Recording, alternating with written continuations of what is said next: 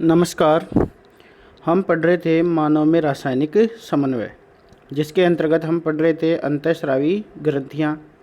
और अंतःस्रावी ग्रंथियों के अंतर्गत हमने पिछले वीडियो के अंतर्गत पीयूष ग्रंथि की संरचना के बारे में जाना था, जिसमें हमने पढ़ा था कि जो पीयूष ग्रंथि होती है वो हाइपोथैलेमस से एक वृंत द्वारा जुड़ी रहती है, जिसे इनफंडिबुलम कहते हैं।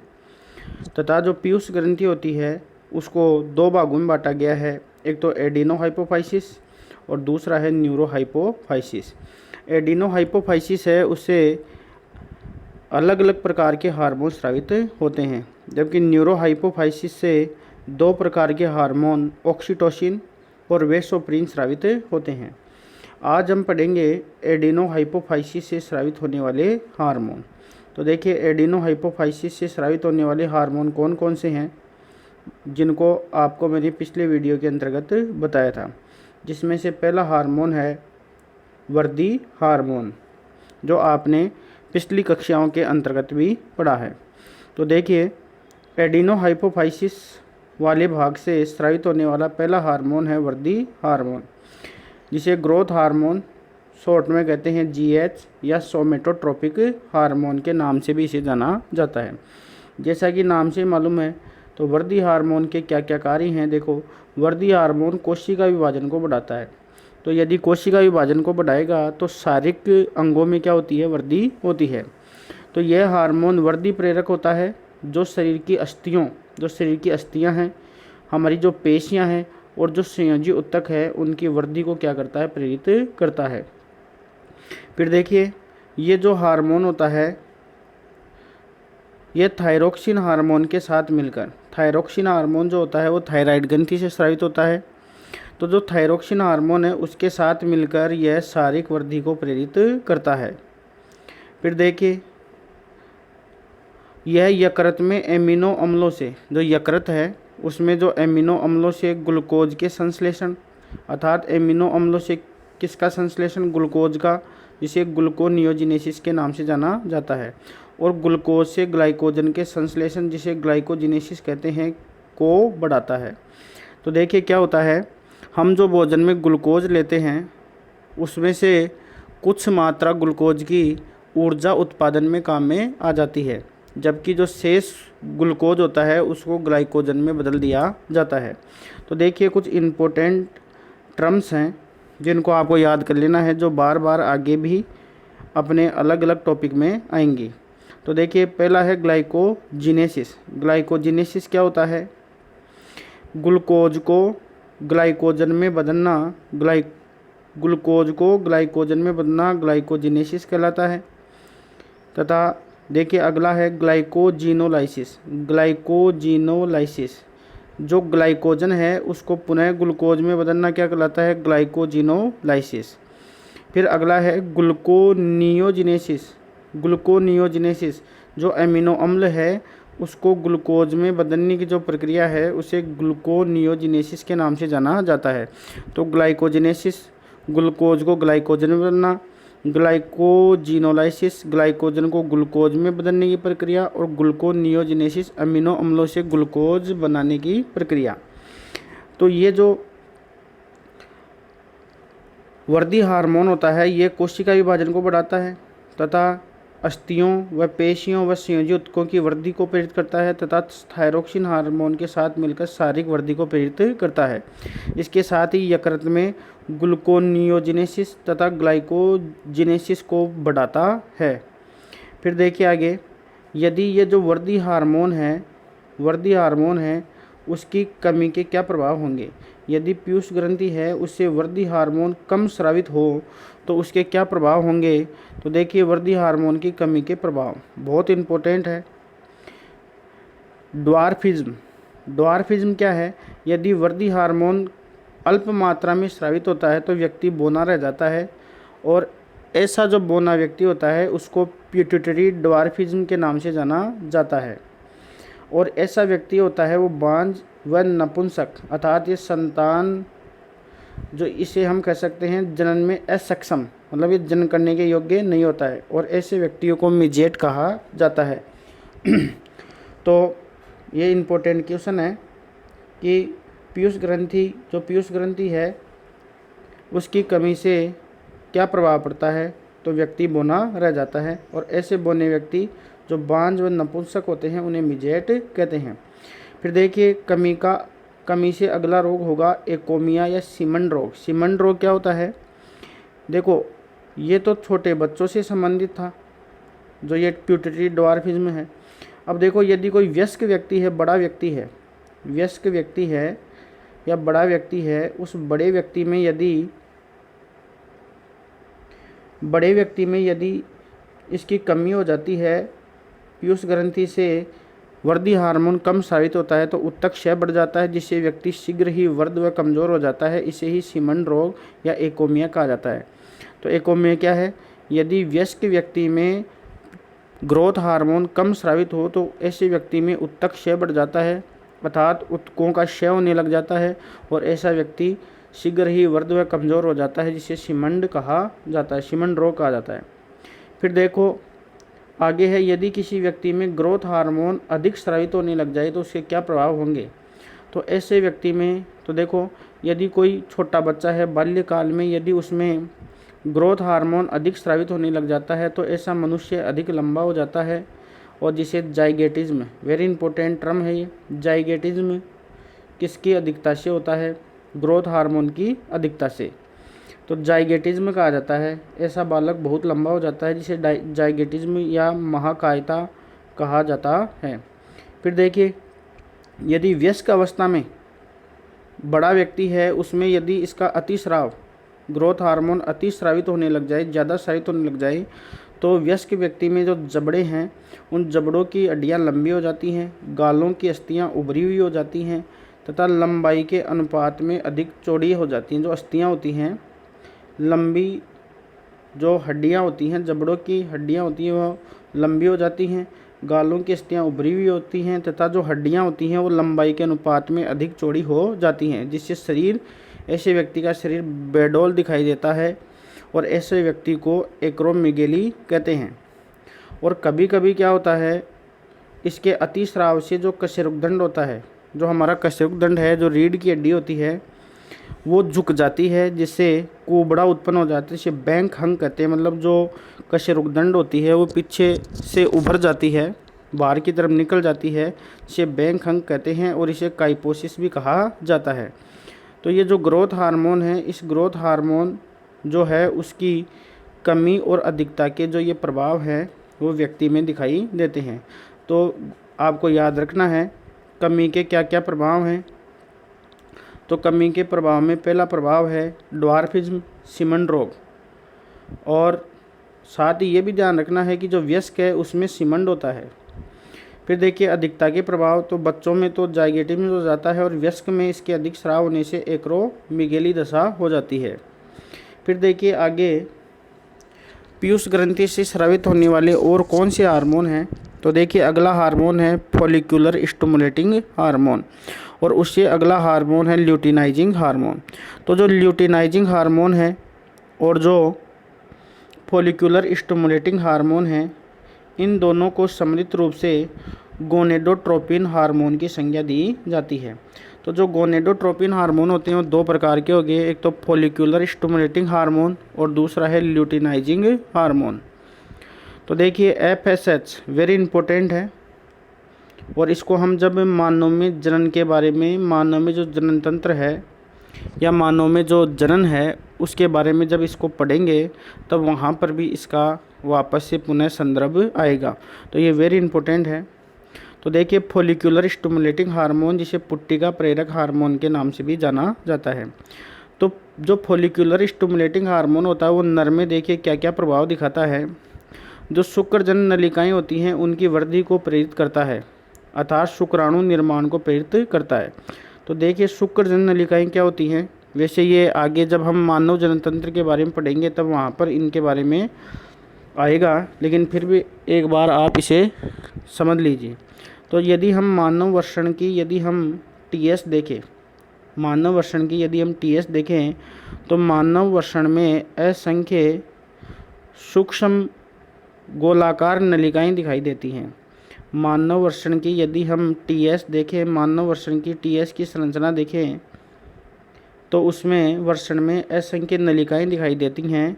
इन असंख्य नलिकाओं को सेमेनिफेरस नलिकाएं कहते हैं, सेमेनिफेरस नलिकाएं कहते हैं या शुक्रजन नलिकाओं के नाम से जाना जाता है।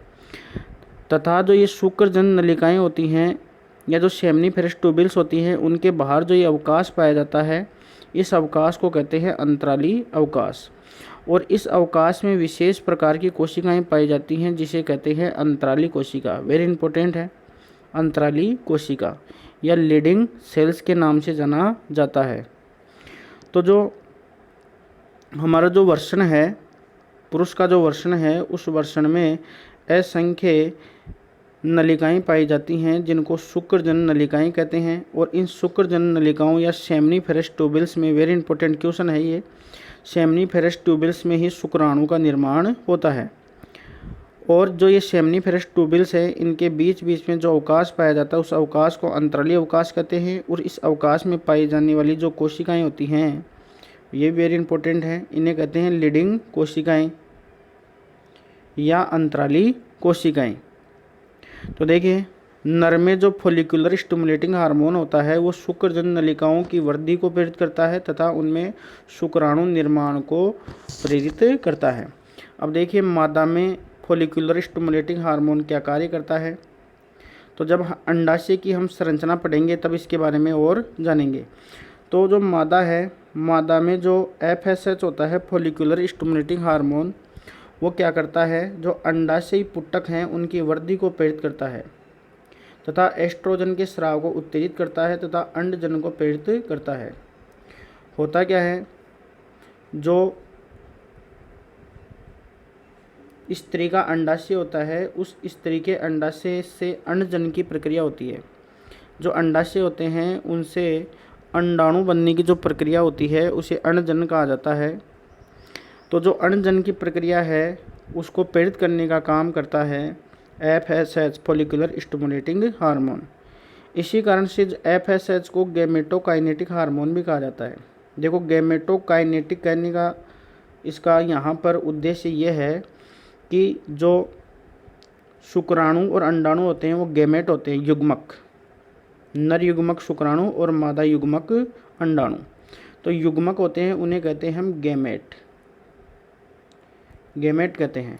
तो जो गैमेट होते हैं उनके निर्माण में अर्थात युग्मकों के निर्माण में FSH सहायक होता है, इसलिए इसे FSH को गैमेटोकाइनेटिक हार्मोन के नाम से जाना जाता है। फिर देखिए, अगला जो गोनेडोट्रोपिन हार्मोन है वह है LH, ल्यूटिनाइजिंग हार्मोन। इसे अंतराली कोशिका प्रेरक हार्मोन भी कहते हैं। जो नर होता है उस नर में LH को अंतराली कोशिका प्रेरक हार्मोन अर्थात ICSH की संज्ञा दी जाती है। तो देखिए, LH क्या क्या कार्य करता है। तो LH होता है वो नर में, जो नर है उस नर में LH अंतराली या लीडिंग कोशिका को प्रेरित कर नर हार्मोन टेस्टोस्टेरोन के स्राव को प्रेरित करता है। इसीलिए नर में इसे ICSH भी कहते हैं। तो जो नर होता है, नर में जो ल्यूटिनाइजिंग हार्मोन होता है, नर में ल्यूटिनाइजिंग हार्मोन अभी मैंने आपको बताया था, वर्षण में जो अंतराली या लीडिंग कोशिकाएं होती हैं उन लीडिंग कोशिकाओं से टेस्टोस्टेरोन के स्राव को प्रेरित करता है। तो ये वेरी इंपॉर्टेंट क्वेश्चन भी है कि जो लीडिंग कोशिकाएं होती हैं उनसे कौन सा हार्मोन स्रावित होता है, टेस्टोस्टेरोन। फिर देखिए, मादा में ये क्या कार्य करता है LH, ग्राफिन पुट्टक के परिपक्वन। होता क्या है, मादा के जो अंडाशय होता है, मादा का जो अंडाशय होता है उस अंडाशय से अंडजन की प्रक्रिया होती है। तो अंडजन की जो प्रक्रिया होती है उसमें ग्राफिन पुट्टक बनता है और इस ग्राफिन पुट्टक में ही जो अंडाणु होता है वो स्थित होता है। जो द्वितीयक अंडक होता है या द्वितीयक अंडाणु होता है वो यहाँ पर पाया जाता है। और जब ये ग्राफिन पुट्टिका ये फटती है तो फटने से अंडाशय से अंडाणु का मोचन होता है। इस क्रिया को हम कहते हैं अंडोत्सर्ग। जो ग्राफिन पुट्टक होता है, अंडजन की प्रक्रिया में एक ग्राफिन पुट्टक बनता है, इसको हम मानव जनतंत्र के अंतर्गत पढ़ेंगे। तो जो ग्राफिन पुट्टक बनता है उस ग्राफिन पुट्टक के फटने से अंडाणु का मोचन होता है जिसे अंडोत्सर्ग कहते हैं। और फटने के बाद जो शेष रचना बच जाती है, ग्राफीन पुटक की शेष रचना जो बच जाती है, उससे एक अस्थायी अंतःस्रावी ग्रंथि का निर्माण होता है जिसे कार्पस ल्यूटियम कहते हैं। उसे क्या कहते हैं? Corpus luteum. तो दोबारा देखिए, जो स्त्री का अंडाशय होता है, उस अंडाशय में अण्डजनन के दौरान एक ग्राफीन पुटक संरचना बनती है जिसमें अंडाणु स्थित होता है। ये जब ग्राफीन पुटक फटता है तो फटने से अंडाणु का मोचन होता है जिसे अंडोस्रक कहते हैं। जिसे क्या कहते हैं? अंडोस्रक। और जो शेष रचना ग्राफीन पुटक की बच जाती है, उससे एक अस्थायी ग्रंथि का निर्माण होता है जिसे हम कहते हैं कार्पस ल्यूटियम। और इस कार्पस ल्यूटियम से मादा हार्मोन प्रोजेस्टेरोन का स्राव होता है। वेरी इंपॉर्टेंट क्वेश्चन है ये। मादा हार्मोन प्रोजेस्टेरोन का स्राव कार्पस ल्यूटियम से होता है। तो जो LH होता है वो मादा में ग्राफीन पुटक के परिपक्वन, अंडोस्रक की प्रक्रिया और कार्पस ल्यूटियम बनने और प्रोजेस्टेरोन के स्राव को क्या करता है? प्रेरित करता है। तो LH नर में अंतराली कोशिकाएं, लीडिंग कोशिकाओं को प्रेरित कर टेस्टोस्टेरोन के स्राव को प्रेरित करता है, तथा मादा में कार्पस ल्यूटियम बनने, ग्राफीन पुटक के परिपक्वन और अंडोस्रक तथा प्रोजेस्टेरोन के स्राव को क्या करता है? प्रेरित करता है। तो ये सब बहुत ही महत्वपूर्ण क्वेश्चन है ये सभी। फिर देखिए, अगला जो पीयूष ग्रंथि से स्रावित होने वाला हार्मोन है वो है एड्रिनोकोर्टिकोट्रोपिक हार्मोन। जैसा कि नाम से मालूम पड़ रहा है, एड्रिनल ग्रंथि। तो ये जो हार्मोन होता है वो एड्रिनल ग्रंथि को प्रेरित करता है। तो यह हार्मोन होता है, यह है अग्रपाली की कोशिकाओं, और अग्रपाली की कौन सी कोशिकाएं? कोर्टिकोट्रोफ द्वारा स्रावित किया जाता है। और यह हार्मोन जो होता है वो एड्रिनल ग्रंथि के कोर्टेक्स को उत्तेजित करता है।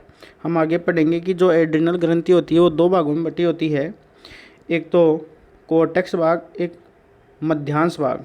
तो जो कोर्टेक्स भाग होता है, उस कोर्टेक्स भाग को ACTH एड्रिनोकोर्टिकोट्रोपिक हार्मोन उत्तेजित करता है, जिससे ग्लूकोकोर्टिकोइड हार्मोन स्रावित होता है। फिर देखिए, अगला हार्मोन है जो पीयूष ग्रंथि से स्रावित होता है अग्रपाली से, वो है थायराइड स्टिमुलेटिंग हार्मोन। जैसा कि नाम से मालूम पड़ रहा है कि जो ये TSH होता है वह थायराइड ग्रंथि को उत्तेजित करता है, जिससे थायराइड ग्रंथि थायरोक्सिन हार्मोन स्रावित करती है। फिर देखिए आगे, अगला हार्मोन है, वेरी इंपॉर्टेंट है, प्रोलैक्टिन हार्मोन। तो ये जो प्रोलैक्टिन हार्मोन होता है इसे लैक्टोजेनिक हार्मोन भी कहा जाता है, LTH या मेमोट्रोपिक हार्मोन की संज्ञा भी दी जाती है। तो ये हार्मोन जो होता है वो पीयूष ग्रंथि की लैक्टोट्रोप कोशिकाओं से स्रावित किया जाता है। और वेरी वेरी इंपॉर्टेंट क्वेश्चन है, स्त्रियों में जो दुग्ध निर्माण है वह दुग्ध स्राव को ये प्रेरित करता है। तो स्त्रियों में दुग्ध निर्माण और दुग्ध स्राव को प्रेरित करने वाला हार्मोन है प्रोलैक्टिन। फिर देखिए, अगला हार्मोन है MSH, जो आपको मैंने बताया था अग्रपाली के कौन से भाग से स्रावित होता है? Parse intermedia melanocyte stimulating hormone. इसे इंटरमीडियन हार्मोन की संज्ञा भी दी जाती है। और ये जो हार्मोन होता है वो हमारी त्वचा में जो मेलेनोसाइट कोशिकाएं होती हैं उनमें मेलेनिन नामक जो रंगीन कण हैं उनके निर्माण को प्रेरित करता है, जो त्वचा को रंग प्रदान करता है। तो मेलेनोसाइट जो हमारी त्वचा में जो मेलेनोसाइट कोशिकाएं होती हैं उनमें मेलेनिन कणों के निर्माण, और मेलेनिन कणों के निर्माण के कारण ही त्वचा का रंग दिखाई देता है। तो जो मेलेनोसाइट कोशिकाएं होती हैं जो त्वचा में पाई जाती हैं उनमें मेलेनिन नामक जो कण होते हैं उन कणों के निर्माण को प्रेरित करने वाला हार्मोन MSH होता है। फिर देखिए आगे, त्वचा पर तिल बनने के लिए भी यह जिम्मेदार होता है। तो इस प्रकार हमने टोटल यहाँ पर जो हार्मोन पढ़े जो अग्रपाली से स्रावित होते हैं वो पढ़े ग्रोथ हार्मोन, फिर हमने पढ़ा ग्रोथ हार्मोन के बाद में FSH, उसके बाद में LH, फिर हमने पढ़ा prolactin hormone, adrenocorticotropic hormone, thyroid stimulating hormone और मेलेनोसाइट स्टिमुलेटिंग हार्मोन। तो इस प्रकार हमने कुल 7 हार्मोन पढ़े जो पीयूष ग्रंथि की अग्रपाली से स्रावित होते हैं। अब देखिए, जो अगला भाग है पीयूष ग्रंथि का वो है न्यूरोहाइपोफाइसिस। तो न्यूरोहाइपोफाइसिस से स्रावित होने वाले कौन कौन से हार्मोन होते हैं? तो देखिए, जो पीयूष ग्रंथि होती है उस पीयूष ग्रंथि का दूसरा भाग है न्यूरोहाइपोफाइसिस। तो देखिए, न्यूरोहाइपोफाइसिस से दो हार्मोन स्रावित होते हैं, एक तो ऑक्सीटोसिन और दूसरा है वेसोप्रिन या एंटी डायूरेटिक हार्मोन। तो देखिए, इन दोनों हार्मोनों का निर्माण तो होता तो हाइपोथैलेमस में है, लेकिन इनका संग्रहण या भंडारण न्यूरोहाइपोफाइसिस में होता है। इसी कारण से इन दोनों को न्यूरो हार्मोन की संज्ञा दी जाती है, क्योंकि इनका निर्माण हाइपोथैलेमस में होता है और ये विशेष प्रकार की कोशिक तंत्रिका कोशिकाओं द्वारा यहाँ पश्यपाली या न्यूरोहाइपोफाइसिस में आकर भंडारित होते हैं। तो देखिए, पहला हार्मोन है जो न्यूरोहाइपोफाइसिस से स्रावित होता है, उसे हम कहते हैं वेसोप्रिन। तो देखिए, वेसोप्रिन है जिसे एंटी डायूरेटिक भी कहा जाता है। तो इसे मूत्रलरोधी hormone ADH anti diuretic hormone की संज्ञा भी दी जाती है वेसोप्रिन को, क्योंकि ये नेफ्रॉन में जल के पुनः अवशोषण को बढ़ाता है। वेरी इंपॉर्टेंट क्वेश्चन है ये कि नेफ्रॉन में, हम आगे पढ़ेंगे इसको जब हम उत्सर्जन तंत्र के बारे में पढ़ेंगे। तो मानव में जो नेफ्रॉन है उस नेफ्रॉन में जल के पुनः अवशोषण को एंटी डायूरेटिक हार्मोन बढ़ाता है। यदि किसी व्यक्ति में इस हार्मोन की कमी हो जाती है तो नेफ्रॉन में जल का पुनः अवशोषण नहीं होता, जिससे मूत्र में जल की मात्रा बढ़ जाती है और इस दशा को बहुमूत्रता या डाईयूरेसिस की संज्ञा दी जाती है। देखिए, ऐसा व्यक्ति जो होगा वो बार बार मूत्र त्याग हो जाता है और यह दशा यदि किसी व्यक्ति में 15 दिन तक रह जाती है तो उसे डायबिटीज इंसिपिडस रोग कहा जाता है। तो जो वेसोप्रिन होता है या एंटी डायूरेटिक हार्मोन होता है, वो हमारी जो नेफ्रॉन है उस नेफ्रॉन में जल के पुनः अवशोषण को बढ़ाता है। यदि किसी व्यक्ति में इसकी कमी हो जाती है तो ऐसे व्यक्ति में मूत्र में जल की मात्रा बढ़ जाती है, जैसे ऐसे व्यक्ति में बार बार पेशाब लगता है, ऐसा व्यक्ति बार बार मूत्र त्याग हो जाता है और यह दशा 15 दिन तक रहने पर इसे डायबिटीज इंसिपिडस, आपको ध्यान रखना है। आगे हम पढ़ेंगे डायबिटीज मेटेलिस वो अलग है और यह है डायबिटीज इंसिपिडस। फिर देखिए, ये हार्मोन रक्त दाब को भी बढ़ाता है। फिर देखिए, अगला हार्मोन है वेरी इंपॉर्टेंट ऑक्सीटोसिन। ऑक्सीटोसिन जो हार्मोन होता है वो क्या काम करता है? यह हार्मोन जो गर्भावस्था है उसके अंतिम समय में जो गर्भाशय की दीवार है, उस गर्भाशय की दीवार में जो अनिश्चित पेशियां होती हैं उनमें संकुचन उत्पन्न करता है, जिससे प्रसव पीड़ा उत्पन्न होती है। तो याद रखना है, प्रसव पीड़ा उत्पन्न करने के लिए ऑक्सीटोसिन हार्मोन उत्तरदायी होता है, जिससे प्रसव आसानी से हो जाता है। अगला जो इसका कार्य वेरी इंपॉर्टेंट है, यह हार्मोन स्तन ग्रंथियों से दुग्ध निष्कासन, एक तो है स्तन ग्रंथियों में दुग्ध निर्माण और दुग्ध स्राव। तो दुग्ध निर्माण और दुग्ध स्राव को प्रेरित करने वाला हार्मोन है प्रोलैक्टिन हार्मोन, जबकि दुग्ध निष्कासन, स्तन ग्रंथियों से दुग्ध निष्कासन को प्रेरित करने वाला हार्मोन होता है ऑक्सीटोसिन। तो इस प्रकार हमने पीयूष ग्रंथि से जो स्रावित होने वाले हार्मोन थे, जो अग्रपाली से और पश्यपाली से स्रावित होते हैं, उनके बारे में जाना। अब हम अगले वीडियो के अंतर्गत जो अगली अंतःस्रावी ग्रंथि है पीनियल ग्रंथि, उसके बारे में पढ़ेंगे। तो आज हमने पीयूष ग्रंथि के बारे में जो अलग अलग हार्मोन होते हैं और वो किस प्रकार से अपना योगदान देते हैं, इसके बारे में भली भांति जान लिया है। अब देखिए, आगे का जो ग्रंथि है अंतःस्रावी ग्रंथि, वो है पीनियल ग्रंथि, जिसके बारे में हम अगले वीडियो के अंतर्गत पढ़ेंगे। धन्यवाद।